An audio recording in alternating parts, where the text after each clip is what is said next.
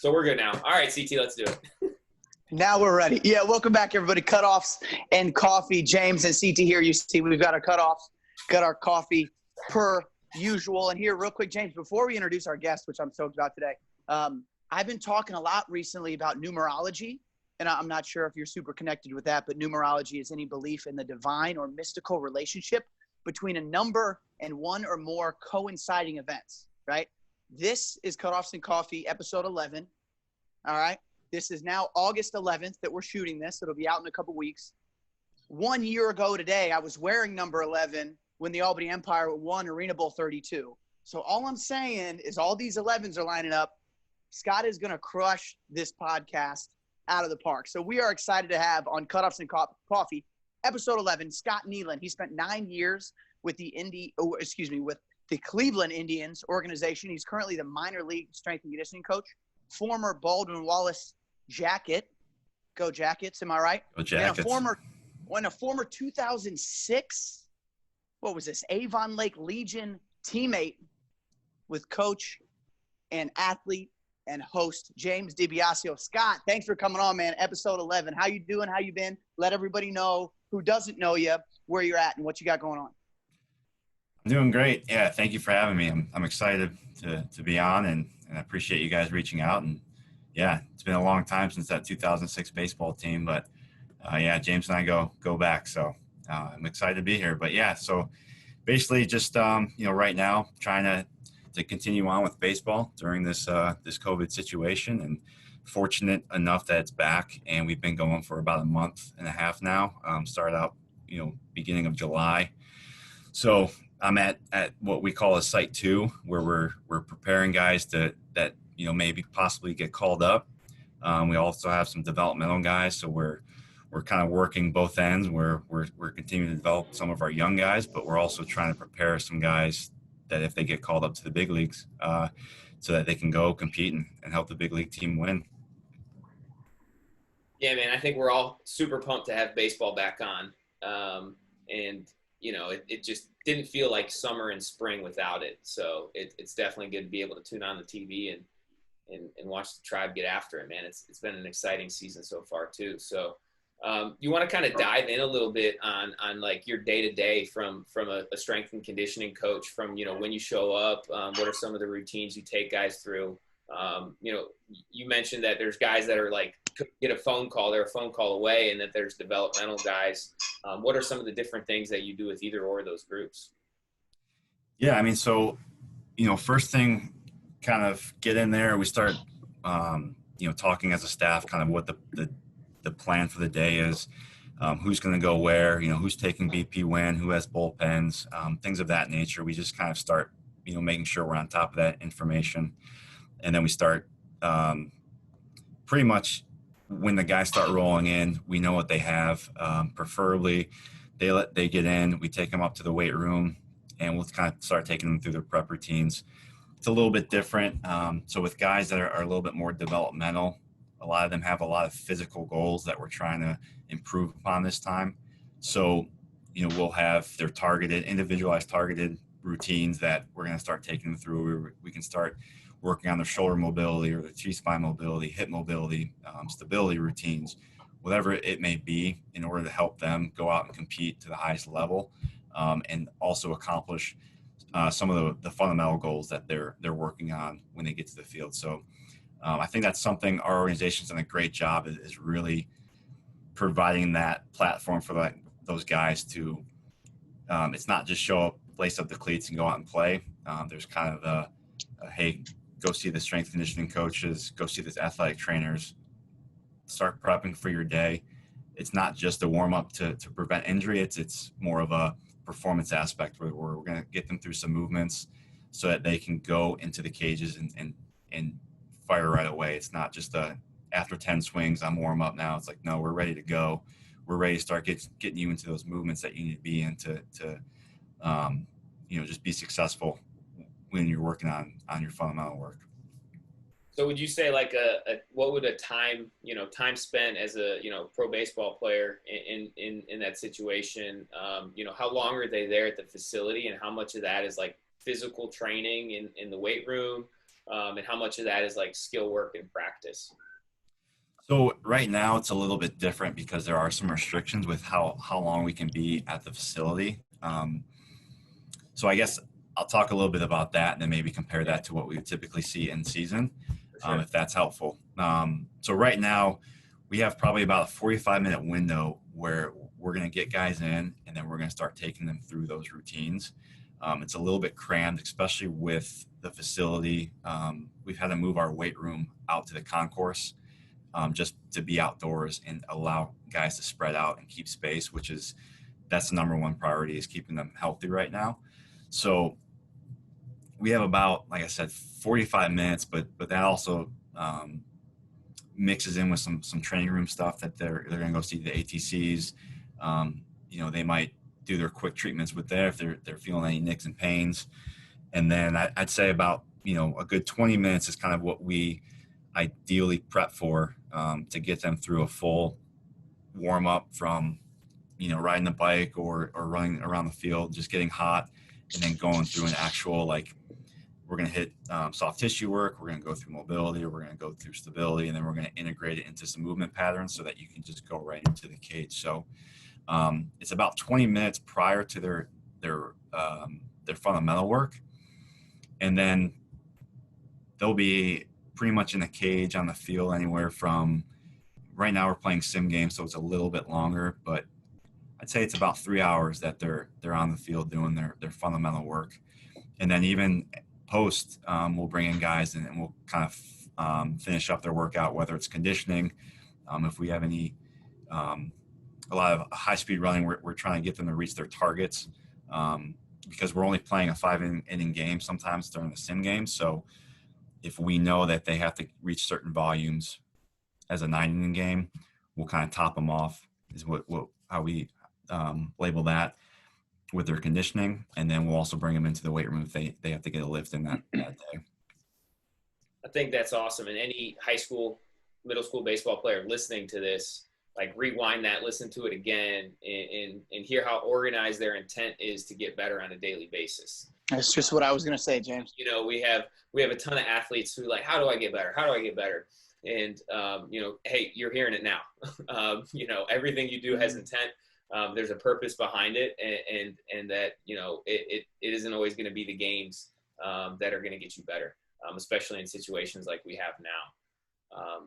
I kind of want to transition a little bit and ask you a question that I love to ask, because, as a young, college athlete coming out of college, I had my degree and I got certified, and I was like, yeah, I know this is awesome. I'm going to do this. And then I get into training and it's going well, but then I get a job at this place called T3 Performance. And within my first hour of onboarding and training, I was like, wait a minute, this is something different. All those things that you mentioned, hip mobility, T-spine mobility, and things that I was not even aware of as, a college graduate with an exercise science degree. And it was kind of like taking, the red pill and opening my eyes to what performance actually is. Along your career, have you had any of those kind of like, wait a minute moments, where you kind of shifted how you coach or program for athletes? Yeah, I mean, that's a great point. I think I was the same way. The first thing I bought was a strength training book because I want to learn how to program and things of that nature. And I think everyone's eager, the programming side of things, but then you kind of realize that there's just so much more to kind of what we do. And I think for me, I don't know if it was a specific moment, but I think back to about 2015, we were doing a lot with off-season performance camps. I think kind of the backtrack a little bit with baseball, you see these guys more in season than the off season. In season, you're there from spring training until the end. You're doing a lot of training with them, but you're kind of more of a recovery coach, if that makes sense, because they're traveling throughout the night on a bus, getting into a hotel at 3 a.m. You're just kind of managing where they're at in that moment and pulling back and pushing kind of when needed. So, there's not a lot of time to like physically develop like you would want to in a off season. Then the off season comes and they go and they work with their personal trainers, or some of them don't have personal trainers. They don't have gyms, things like that. And you know, basically, like with that being said, you know, the moment for me was like, you have this time with these players. You're thought of as a strength conditioning coach, right? You're training your strength. You're almost on your own, like little island with just go see the strength coach. They're going to make you stronger. Well, we were pushing for these off-season camps, and we were doing a lot of communication with like the pitching coaches, the hitting coaches. They were using a lot of like, what do you guys do when you're cueing squats if a guy, you know, if his knees are caving in? What are you guys doing to kind of help coach those movements? Because that's something that they're obviously going through all the time. Is they're on the mound, they're trying to get guys to feel their hips, they're trying to get like certain movements down.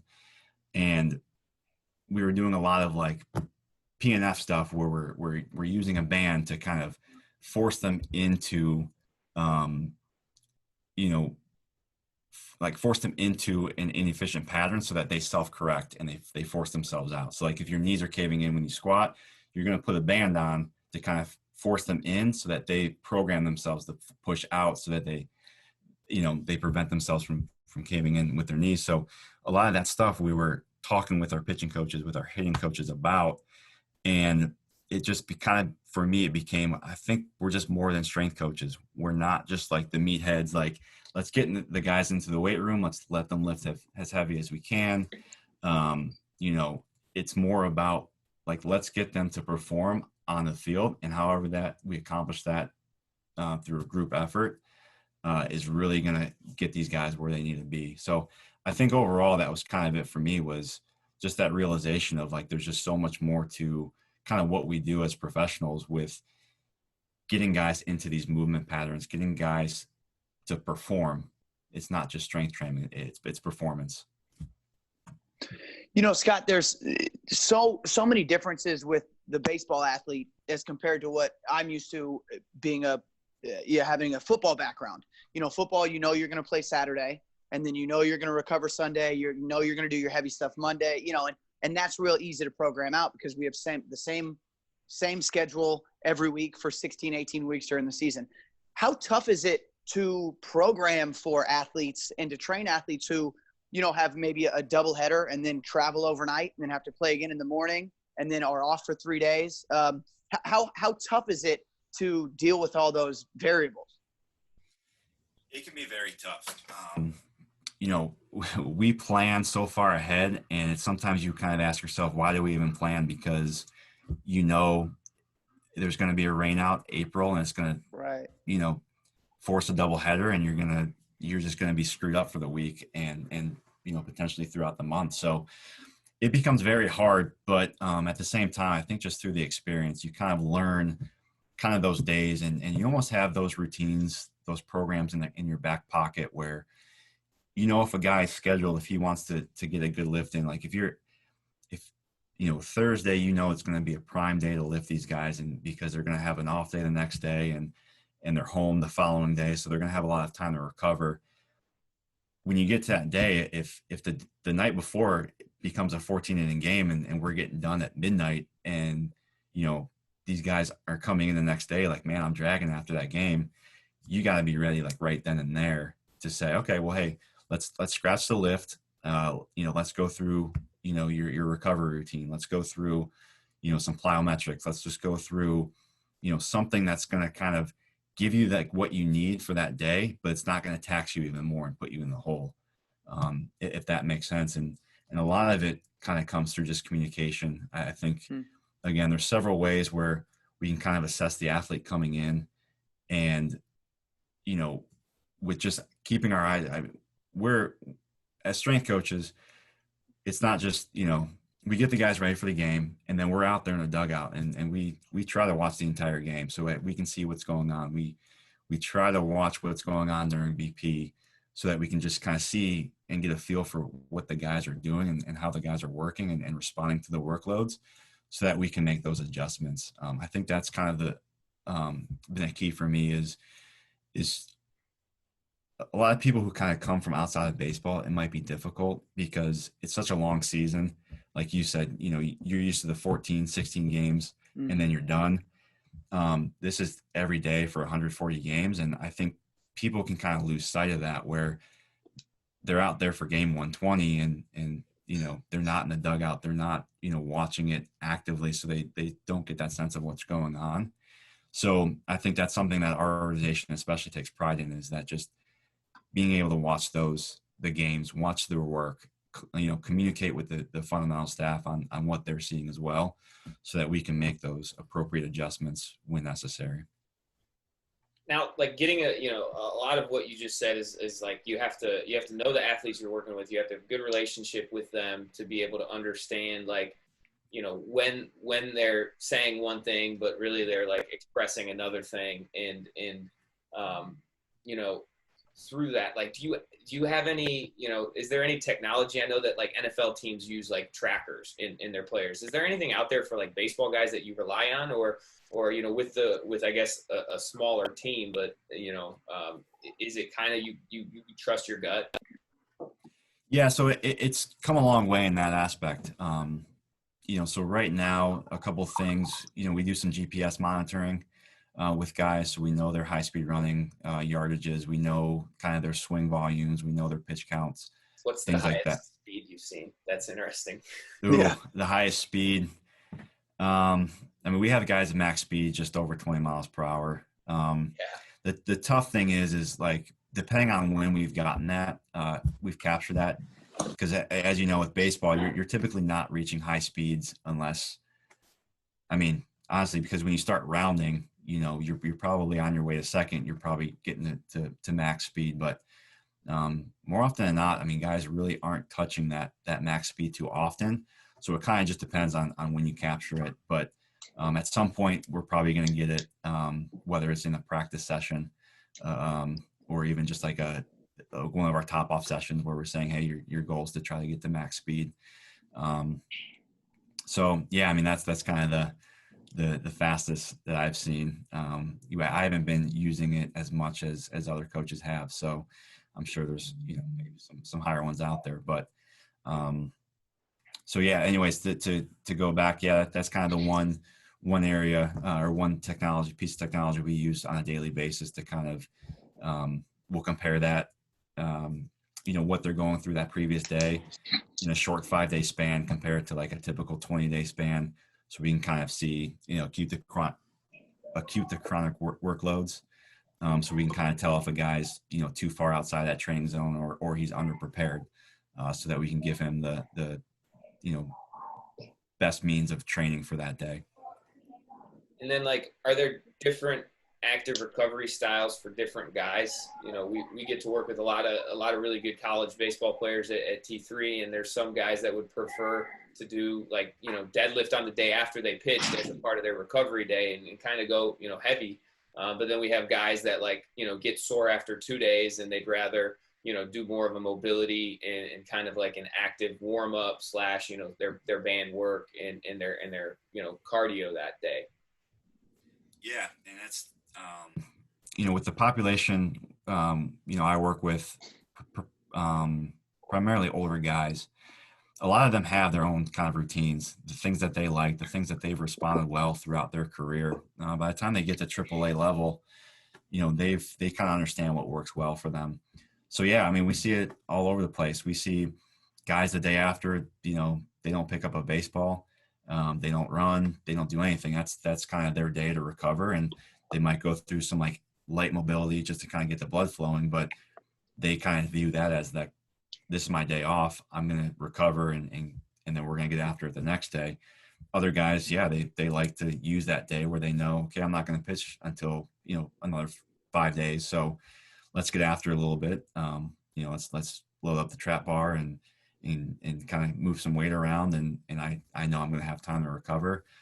Other guys, the bullpen one is kind of what we work around a lot. Sometimes a guy, maybe the day after, or 2 days after a start, we'll throw a bullpen. Some guys are 3 days after. So then it kind of just depends on where that falls, because most of the time guys do not like lifting on obviously bullpen days because they have to go out and throw with intent. So working around that, making sure that they're ready for those days as well, because that's the time that's their practice time. That's their time that they're working on things with the pitching coach, and they need to be just as effective in there as a game. Scott, what's the conversation there when you're working with different ages, you're working with players who that your plan is the best for what they do, but they're so stuck on this is what I do, this is what I've done, but they've never worked with, somebody of your level. What's the conversation there trying to get them to, follow what you're asking them to do, knowing that'll help their performance down the line? Yeah, I mean, so I think when that comes up, like I said earlier, I mean, we do such a good job with just communicating as a staff, communicating with the front office, assessing these guys in so many different ways that we kind of take a look at a snapshot of where they're at. And then if we feel like this is the direction that they should be going, I mean, we just simply partner with them. And we kind of use the objective data to say, hey, this is kind of what we're seeing. Here's how we think it's going to help you. What are your thoughts? And sometimes that's all they need to see is the objective data, and kind of, well, hey, how has this been used for other players? And we can kind of use that to say, well, this is an example of a person who kind of does this routine, and this is what we saw. And, a lot of times that they're kind of quick to jump on board when you provide that information. Other guys are a little bit more hesitant, and that's okay. All we can do is kind of present them with the information, and the best program that I feel like they're going to do is the one that they feel most comfortable with. Mm-hmm. So, I think that's part of the relationship process, where if they're going to say, I appreciate that information, but I really this isn't the time to kind of mess with that routine of mine, then I think you say, okay, I'm going to do my best to learn your routine, learn how to maximize your routine. It kind of puts the words into their mouth, where if they're saying, this is what I like to do, then you can still hold them accountable to that and still push them when they need to be pushed. And then you almost just kind of find those times where you can kind of jump in and say, hey, why don't you just try this real quick? Like, let me know what you feel. Mm-hmm. And if they kind of feel it, oh yeah, okay, I like that. So then it's like, okay, I got them to do one thing. And then the next time it comes up, you're just, I wish I had a better example than just saying, oh, but like, if you're trying to get them more like let's say hip mobility, you're trying to get them engaged in their delivery where they don't feel like or if they're trying to rotate a certain way and you're like, no, we want to keep you more stable or whatever the case may be, you can kind of like chip in certain pieces at certain points and then get them to kind of feel what you're trying to get them to feel. And then if they can go on the mound and they can replicate and they feel better with it, or if they kind of start to feel like, I'm a little sore in my hips, well, hey, why don't you try this? Usually you can kind of just like piece together that mm-hmm. information for them. And then they kind of are forced, I don't want to say forced, but they're kind of understand where you're coming from, and they can kind of pick that routine up a little bit more and feel like it's still part of their routine, but it's just something that you've provided to them. Yeah, and you've already mentioned intent a couple times, and that's something that James and I talk about all the time on here and when we're on the floor training. As long as an athlete's got intent in what they're doing, we're sure that what comes out of it will be better for them than won't. But you mentioned routines. Anything you see that's been kind of quirky or kind of odd? I know, just going back to, I think about watching baseball movies where guys, have their hats flipped around and, upside down and the rally caps and all. Have you seen anything on your end that's a little odd, whether it be in the weight room or maybe in the bullpen or in the dugout or pre-attempt at the plate, anything like that you can think of? Oof, I wish I had a good one off the top of my head.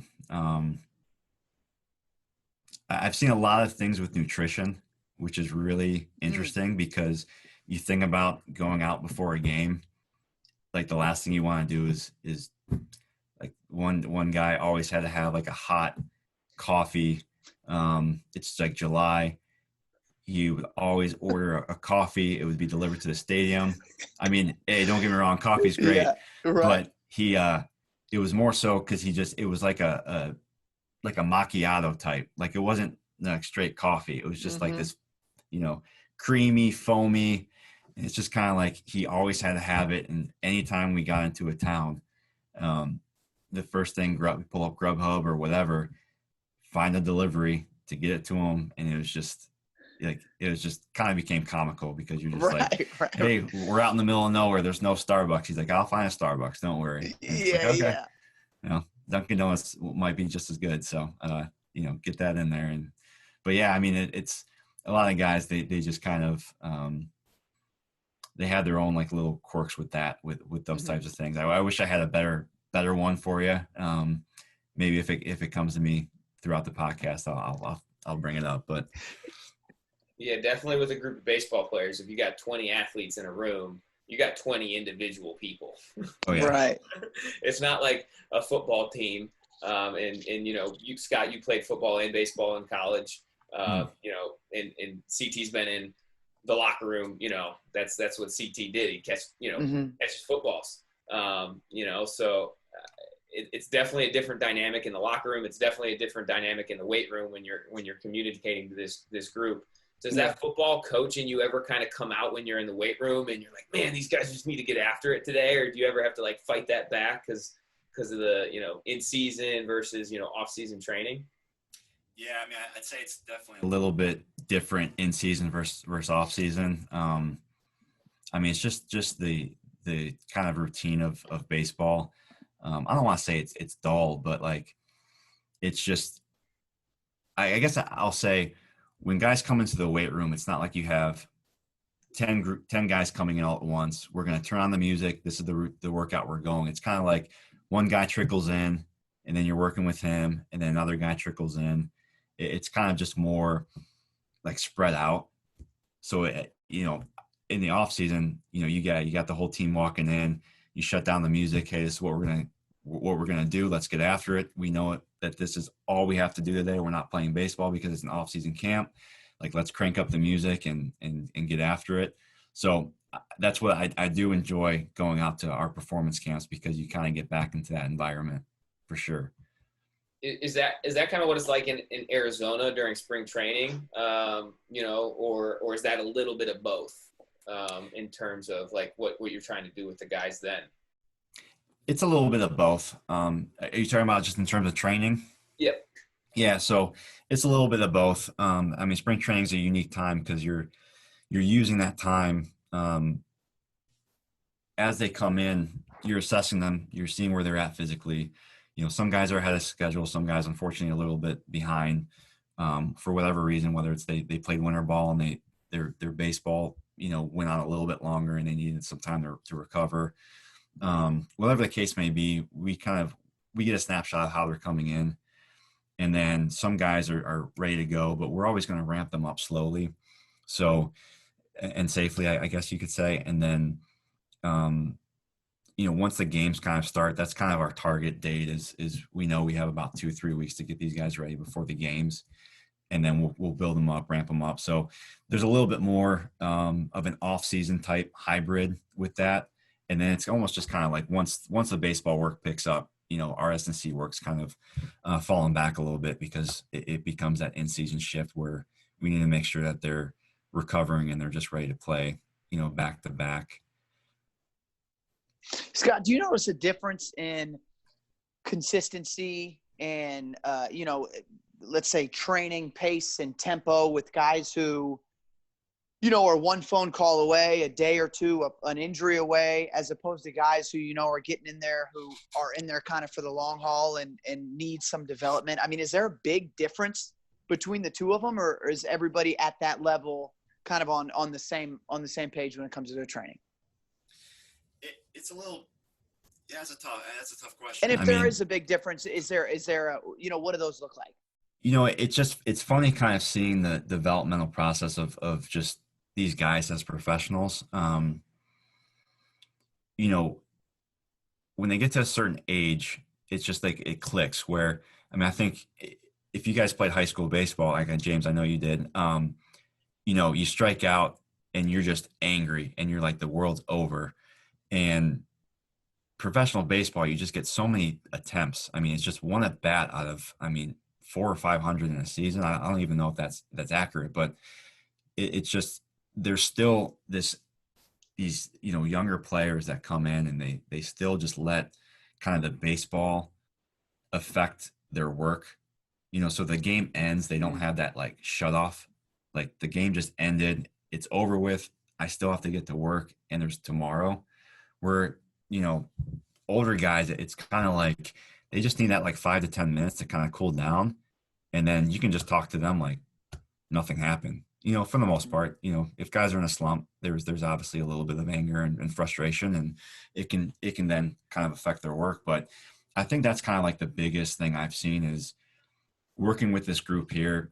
You have some young guys that, they end the game and they're 0 for 3 and they want to just go in the cage and just hit because they think I lost my swing.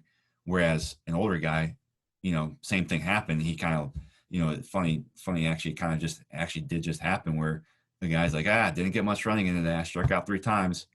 And then he came, dropped his mitt and was like, how many sprints do I have? Like just knew, again, older guy knew that he had work to do and then did his work and went on about it. So as far as the routines, I think that's kind of, trying to build that with the younger players is, they're just so used to, I think, just kind of rolling out of bed and swinging and feeling good all the time. And we try to reinforce those routines because we know the expectations of a season.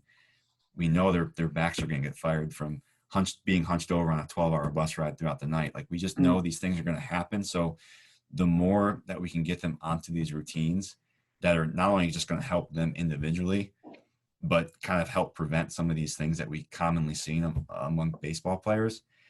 It just kind of happens over time, but we just try to kind of beat it in their heads early on that this is important. We're not just making you do this just to, to be mean. It's going to help you at some point. And then they just seem to have that like moment where it's just like, oh yeah, a guy comes into spring training, you're like, oh, he's never stretched in his life. And now all of a sudden he's on this like great routine. And it's all because like, in the off season, he was having some back issues or he was sore and, just something clicked where he's like, yeah, I need to do this every day.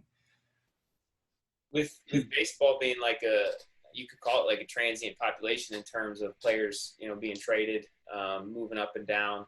A lot of that kind of uncertainty for the players as they're developing in their careers. You've gotten to probably experience coaching a ton of guys, every year, over the last 9 years. And we kind of touched on mental training. Do you see any consistencies in the guys that stay in the organization? The Indians is a phenomenal organization. There's no bias, in me saying that there. But seriously, like, do you see, the mental makeup of guys that are able to stay in those organizations and see their growth up, versus guys that kind of like come in and out of different teams, and how quick are you to be able to pick up on that? Yeah, I mean, it certainly happens quite a bit. I think sometimes it can be a good and a bad thing. If a guy comes over from the organization, sometimes they kind of view that as a breath of fresh air. Like it's almost like hitting the restart button. Maybe they were, in AAA and they were just in a log jam of pitching depth. And now they come to an organization where they know they might have a chance, and it's a breath of fresh air. And you kind of see like a different side of them, because of that. We're on very well, the bright side, or the opposite side of that is guys who kind of come up and they feel like they're stuck almost. It can be very challenging if they kind of get that sense of like, man, I'm just stuck here. I'm doing everything I can, but I'm just stuck.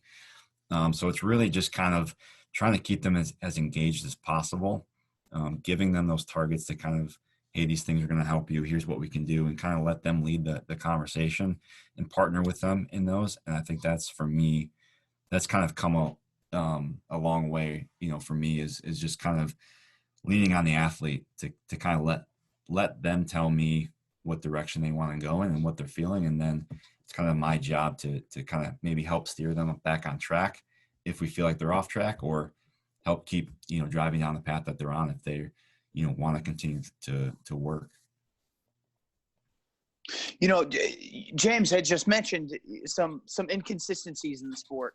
Do you guys as an organization have kind of a training philosophy that says, okay, when we get guys in, this is what we're going to do. We talk about a T3 performance. You know, we're Olympic lifting based, single leg strength and stability based, and that's kind of our thing, kind of our wheelhouse. Is that something that you guys have in your organization, Scott? Like with the Indians, everybody who's going to be in there, and it might be, you know, they're going to do this, and it might be different when they go there or when they come from this place, but they know when they come to the Indians that they're going to do this, or is it still super individualized? You know, depending on the person and the needs and the position and the age and all that, like you've been talking about. Yeah. So everything we do is it's individualized towards the athlete. You know, with, I guess, from when they come into our organization, whether they're drafted or they sign, you know, out of the Dominican Republic or Venezuela, the first place that they go to is our Arizona Academy, and even, I guess, to take a step back, our Dominican Academy. We have certain kind of expectations and goals for each program as they kind of work up. So in the DR complex, these, you know, you get probably about 15-year-olds, maybe the 18-year-olds where they're working on that complex. And a lot of them have never picked up a weight before. So a lot of their goals down there are movement based. They're learning how to hinge properly. They're learning how to stabilize. A lot of that, like, that teaching of just movement in general, and they're not really loading up weight because they just don't know how to move their body effectively. They can do it great when it comes to baseball, but I mean, asking them to do an RDL is challenging. So there's kind of a progression that's set there to make sure that they're kind of accomplishing these movement goals. And then as they move up to Arizona, you know, they'll start to get introduced to a little bit more weight, a little bit more resistance, if they're passing those kind of those expectations. And then it just kind of builds off of each level. So yeah, I mean, our end goal is kind of working off what our head strength coach in the major league level wants with his guys. And again, it's not that he just says this is what it is. Organizationally, we're very individualized. So, you know, there's certainly things that we want our guys to accomplish, and it kind of trickles down from the big leagues and then into AAA. And then as it goes down, we're trying to make sure that as they come up through the system, when they get to that big league level, they're able to do these things, because we know that those are going to be the expectations in the weight room, you know, in the cages, in their bullpens, you know, whatever the case may be. So it's kind of that nice gradual ramp up where we can make sure we're kind of hitting all the targets, and it's really become like a nice process that we've developed, that I feel like. That's great. It's so cool to be able to like you can introduce something like strength and conditioning to a 15-year-old, and this is kind of like, you know, what we do at T3, you know, is be able to introduce strength and conditioning to athletes. And some athletes, it can change their lives, especially when you're looking at what you're doing at the DR in Arizona. Like, these are habits that you're getting able to introduce for the first time to somebody that, you know, already has a lot of talent, and that can really affect their career trajectory as a baseball player. You know, we see more, you know, of the athlete where we're trying to, you know, help them develop good habits for life, because who knows what's going to happen, you know, when we're in Avon working with 12 to 15-year-olds. So being able to, like, for me, introduce just training to a kid is so cool. But then to be able to see from your end, to see that scale into, you know, being there for 9 years, you probably have some of those success stories, you know, in your back pocket, with being able to see these kids from the first time they're signed to you know, what they're able to do now as grown men and professional athletes. Yeah. I mean, and like you said, it's so important. I mean, young kids, when they get into the weight room, I think there sometimes can be this fear that, man, if I can't lift as much as the guys next to me, you know, I understand it can be stressful. And we see that a lot with our young guys, where they're just afraid to get in the weight room. And sometimes you can kind of label it as maybe they're a little lazy, but the truth is they can get intimidated with that environment. So I think, to your point exactly, is if you can give them things that they can work on, and you give them kind of these like checkpoints of like, you're going to be successful. Like, here's a movement, let's go work on it. And then a week later, they get a sense of accomplishment. Like, yeah, I can hinge now. It's just kind of builds their confidence almost. And I think that's so important for young athletes to understand. And it sounds like you guys are doing a great job there at T3, is get them in there, get them confident, you know, get them wanting to progress every step of the way, whether it's just in simple movement, whether it's running mechanics or loading up. Hopefully they're going to want to lift a little bit heavier and get stronger. And because I think that's kind of hopefully where everyone can improve. But just those small little check marks or checkpoints is just can go a long way. Scott, I'd love to talk exercise selection a bit, because I think the overhead athlete is so interesting to train, because it's something I've never done. I've never thrown a baseball 100 times in a day.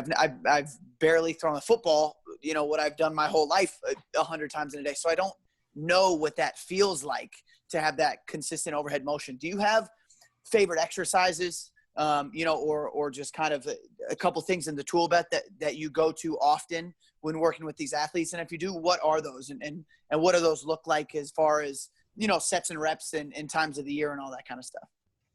Yeah.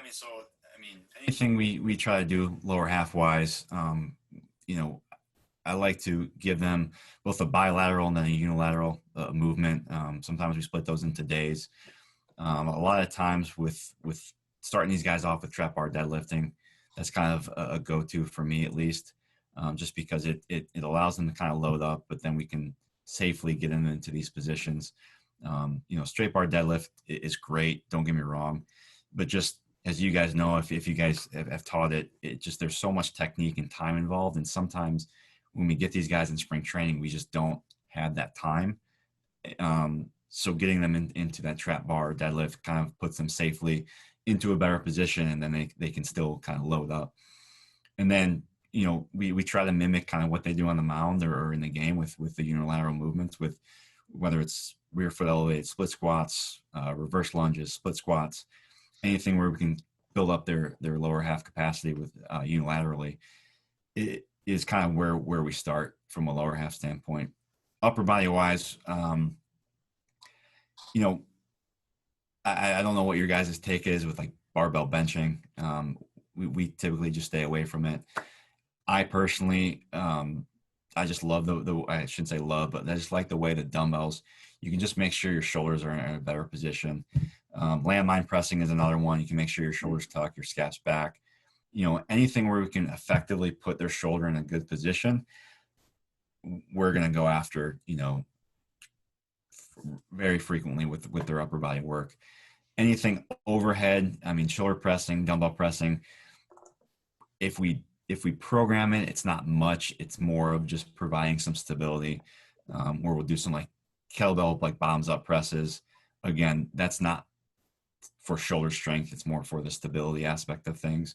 And then anything, really what it comes down to for us is just then, what are their goals within those strength programs? So, or do they have a strength deficit, or do they have the strength, but they lack the power? That's going to really drive where their programming's at. So, as far as like sets and reps, for lower half, I like to try to stick to kind of a higher intensity, lower volume. Mm-hmm. So we'll work, maybe 3 sets of 5, down a 4-2-1, 4 sets of 2, anything where we can kind of load them up, keep the intensity high, but the volume low, especially in season, just because it doesn't tax them and it allows them to still get those movements down and allow them to get the weight that they need to keep their legs in a good spot and progress from a strength aspect. Upper body wise, it just ranges depending on the time of the year. In season, anywhere from, I'd say 6 to 10 reps, and just kind of typically keep it on the lighter side for guys, especially for pitchers where their right arm's just going to be barking a little bit.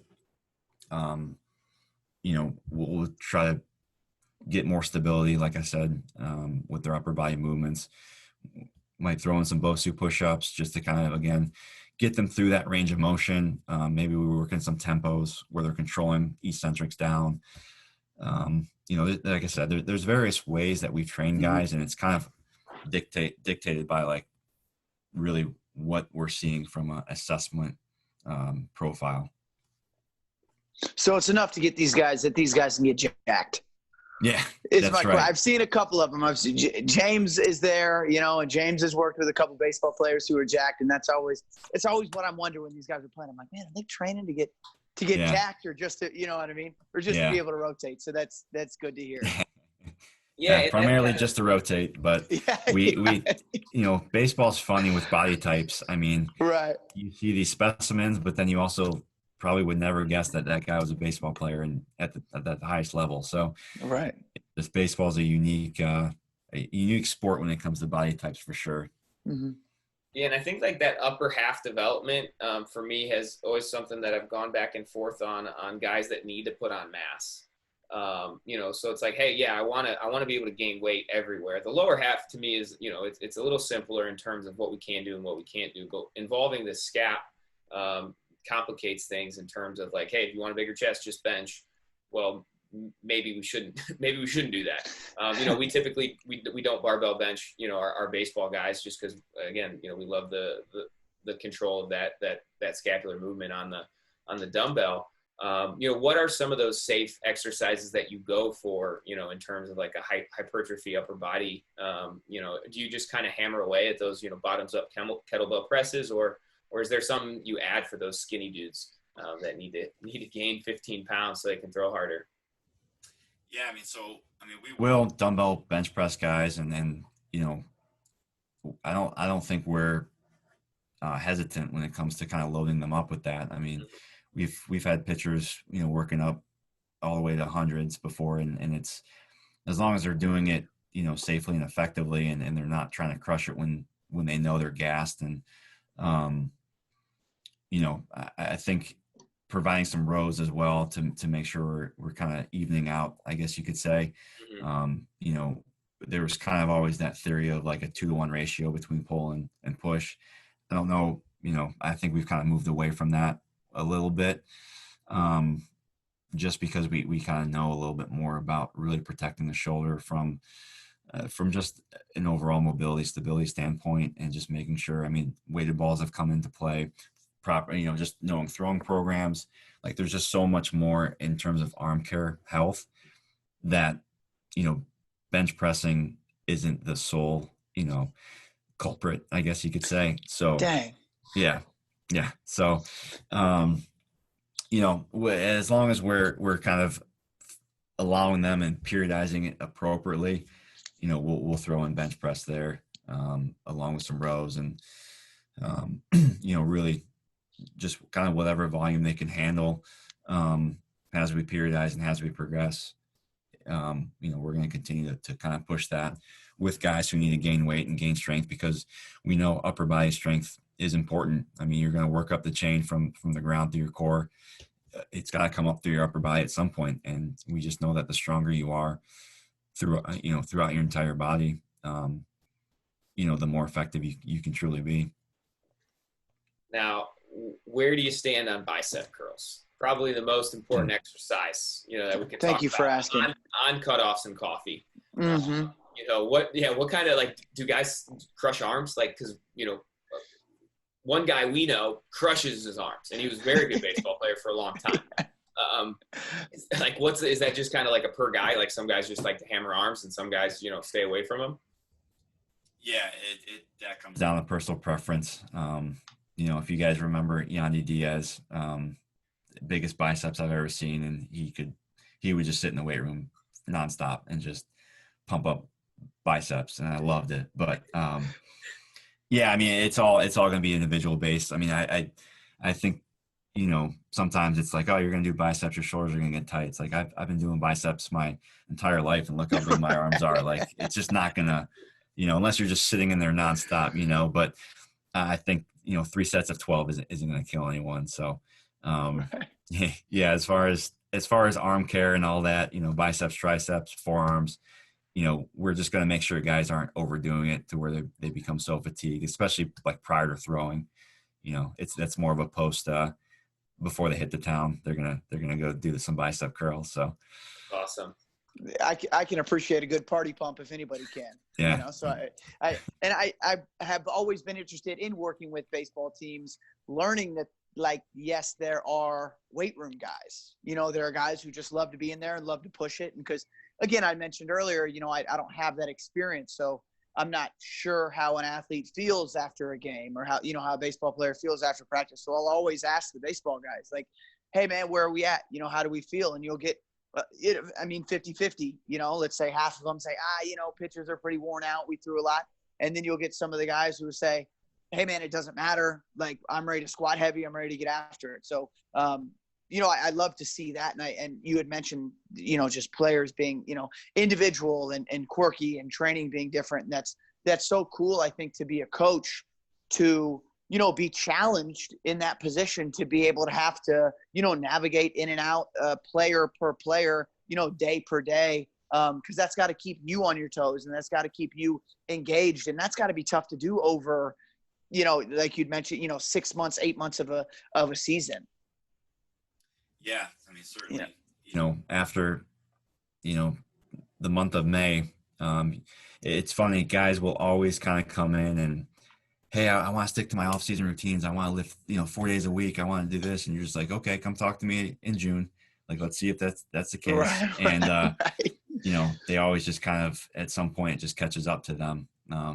So obviously we try not to allow that to happen, because we know, Yeah. Those months are coming. But yeah, I mean, it's just kind of having those conversations early on with guys to say, like, hey, how are we going to attack this season? Like, hopefully by the time they've reached me, we've had them in the organization. So you kind of know who they are.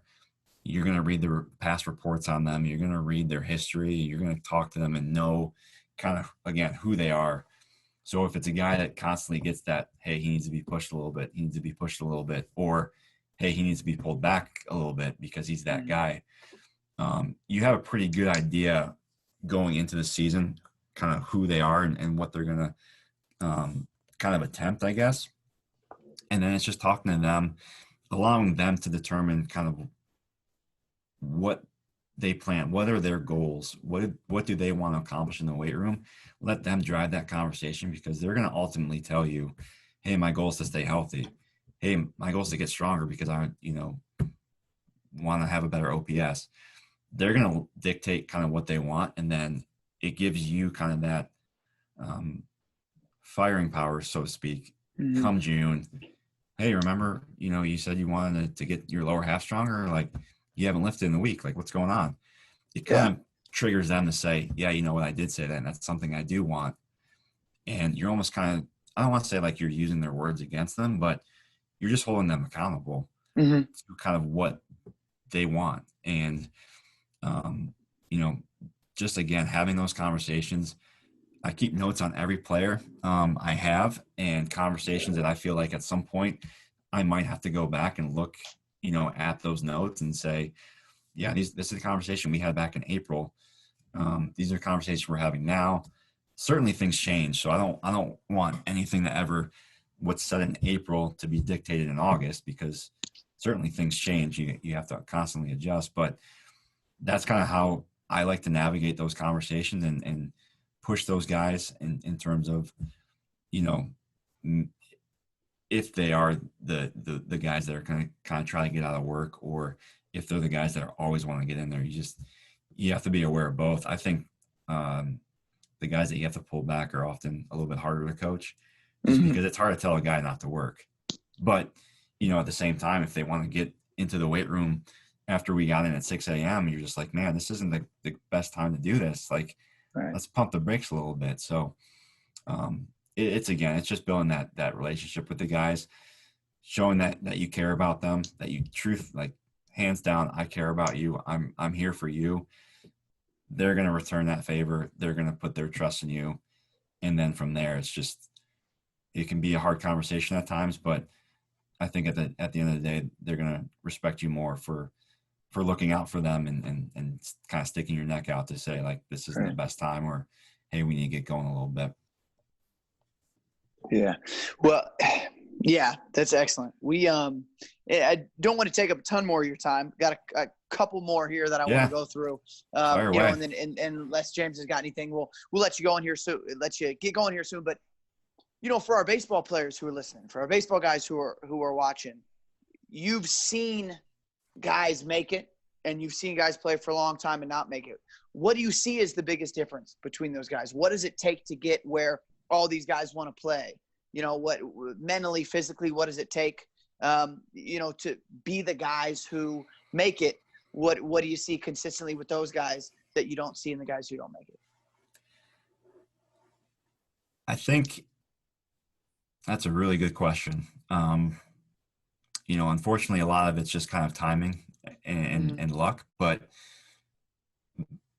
what you can control comes from the routines, and just as early as you can is just, I've just seen a lot of guys try to develop something too late, where it's, man, my weight's always been up. They've always been kind of on me about my weight. Well, then when they kind of sniff that it's close, they decide to go on a diet.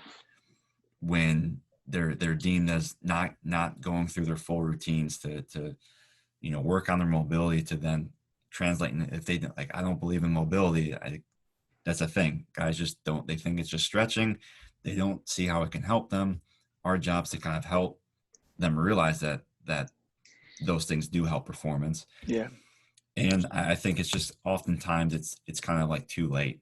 You just get to that point where players just, they want to change, and it's just a little bit too late. Unfortunately, you love for guys to make those changes, and then they come back and they find success right away.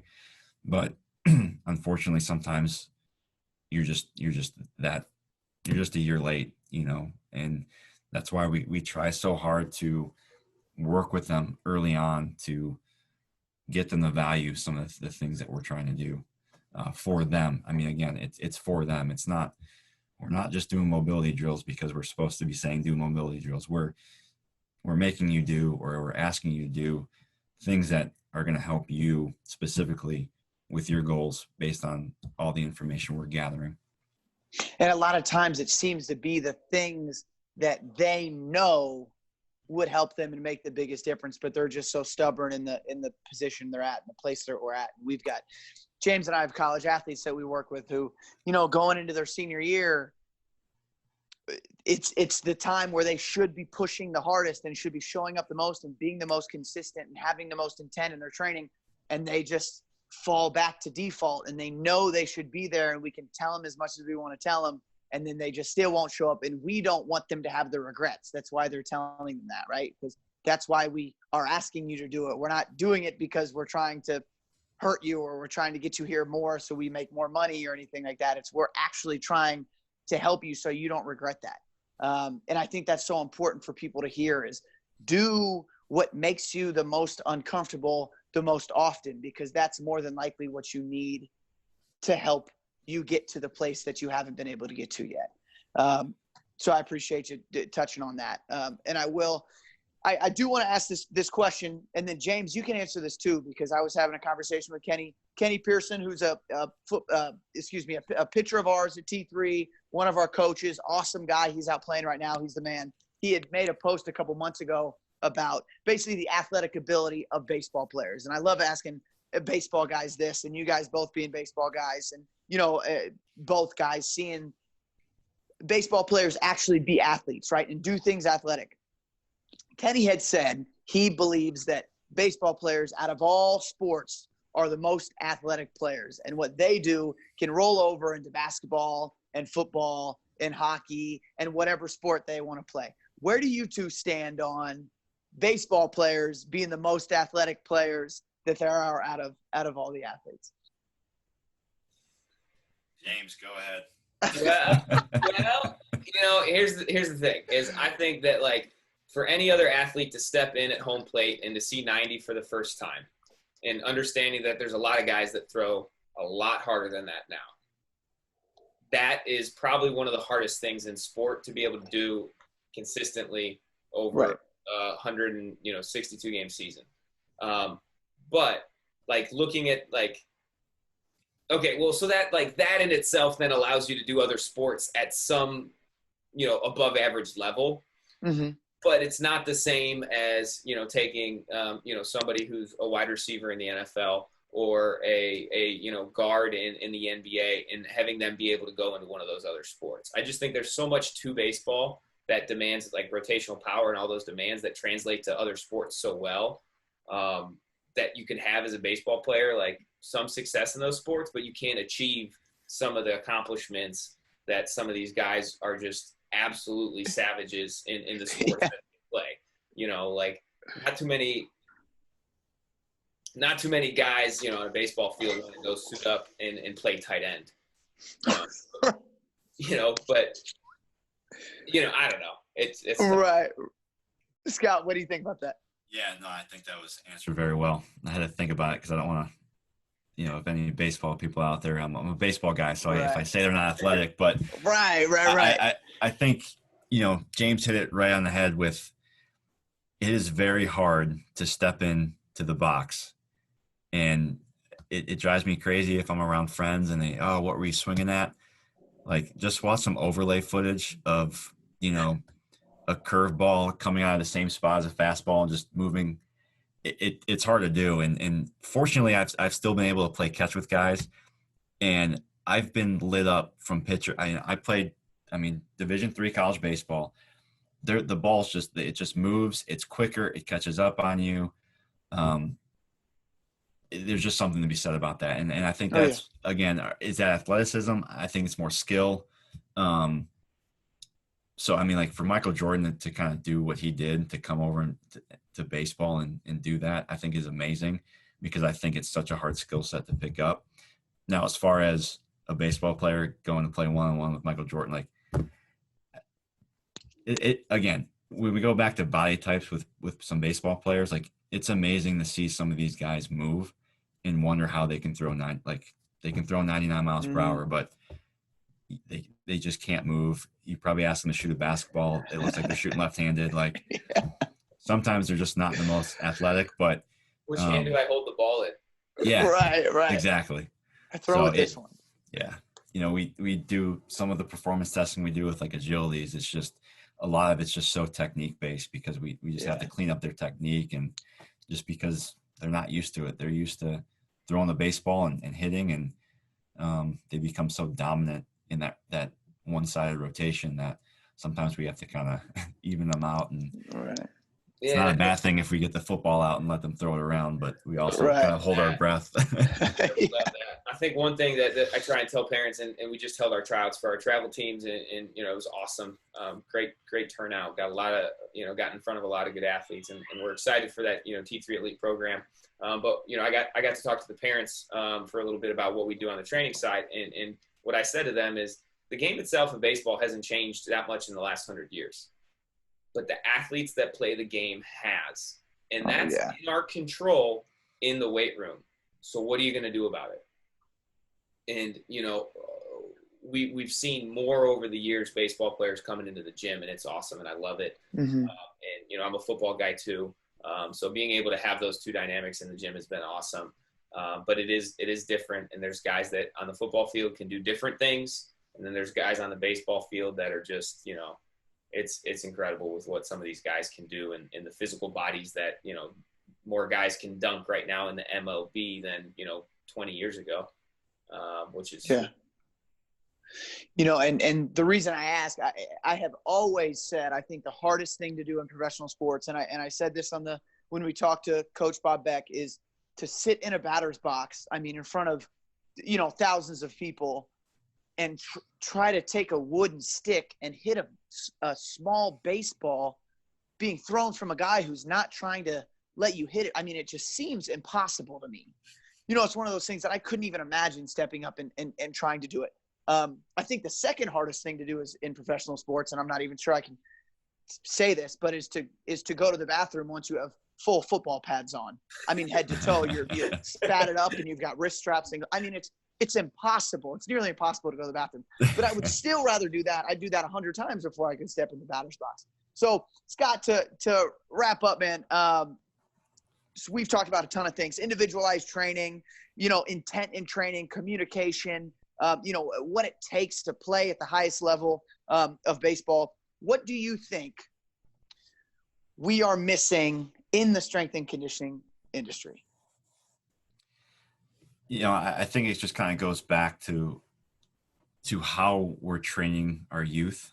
I think how we're preparing high school athletes even to make those jumps. You guys alluded to it earlier. It's just, I've seen, posts about, job postings for a high school strength coach, and they require, 5 years of experience and a master's degree. And then it's like the pay is just kind of not there.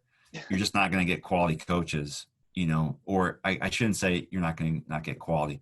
They won't be there long if you do get the good ones. I just think investing in strength conditioning is just needs to be done. I think you see how much you can impact, not just them physically, but just as a human being, as like into their adulthood. There's just things that you're going to kind of build in that weight room that just carry over into life. I just think it's just so important. And,